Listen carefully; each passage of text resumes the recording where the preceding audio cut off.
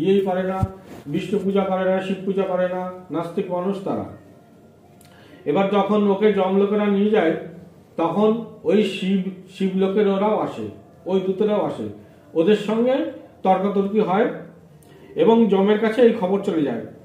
এবার যম যখন এই ব্যাপারটা নিজে তদারকি করে তখন উনি দেখতে পান না সত্যি এর একটা পুণ্যফল ছিল। পুণ্যফল কি না, শিব চতুর্দশীর ও ব্রত অজান্তেই পালন করেছিল এবং তার আগের দিন ও ছিল অভুক্ত এবং সেই দিনটা ও কিন্তু অভুক্ত ছিল এবং রাত্রিবেলায় ও কিন্তু নিশি জাগরণ করেছিল, রাত্রিবেলায় নিশি জাগরণ করেছিল।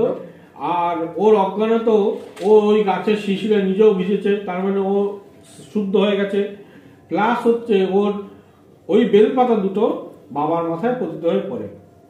তখন এই ঘটনা যখন বুঝতে পারে যে না ওর কিন্তু সুকৃতি আছে, এই যে আমরা বলি না যে আমাদের সঙ্গে কি যাবে, কিছুই তো যাবে না, সুকৃতি যাবে, তার মানে হচ্ছে সুফল। আমরা যদি কোনো কর্ম করে থাকি সেই ফলটাই কিন্তু আমাদের সঙ্গে যায়। এবং তারপরে কি হলো, তারপরে ওকে ওই শিবলোকের দূতেরা এসে নিয়ে চলে যায় এবং তারপর থেকে সে শিবলোকে কৈলাসে গিয়ে, বাবা তো কৈলাসে থাকেন, কৈলাসের বাসিন্দা হয়ে থাকে। ওই হচ্ছে জরা নামের ব্যাগ। এইটা হচ্ছে শিব চতুর্দশীর ব্রত কথা, ঠিক আছে? শিব চতুর্দশীর ব্রত কথা। এই শিব চতুর্দশীর ব্রত এমনই ব্রত যে পালন করবে, এই পালনীয়র পরে মাঝখানে একটু ভুলে গেছি। এবং আরেকটা ঘটনা হচ্ছে কি, ওই তার পরের দিন যেদিনকে ও এই ঘটনা ঘটলো, ও বাড়ি ফিরে আসলো, বউকে বললো। বউ তো চিন্তা করছে যে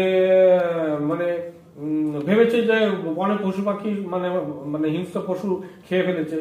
যখন বউকে বললো তখন বউ বললো ঠিক আছে তুমি 2 দিন অভুক্ত।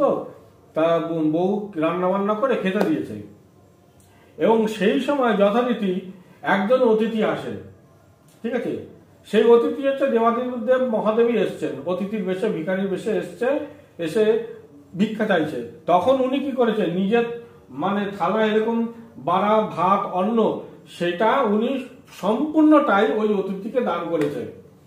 এই যে দানের কর্মটা, এই কর্মটাই কিন্তু ওর আগের দিনে যে শিব চতুর্দশী অজান্তে করেছে সেটা বড় ফ্যাক্টর না, কিন্তু এই যে নিজের বাড়া ভাত অন্যকে দিল, এই যে কর্মটা, এই যে দান, তার মানে শিব চতুর্দশী ব্রত করে কিন্তু দান করতে হয়। এই যে দান হলো, ব্রাহ্মণকে কেউ ফল দান করে বা ইয়ে দান করে বা ভুজ্য দান করে, ওর জন্য ওকে বললাম একটা ভুজ্য নিয়ে আয়। হ্যাঁ, এই যে দানটা, এই দানটা কিন্তু শিব চতুর্দশী পরের দিন করতে হবে।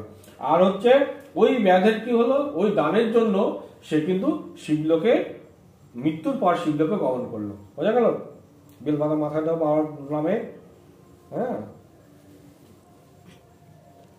বেলপাতাটা মাথায় নাও, মনস্কামনা করো, প্রার্থনা করো।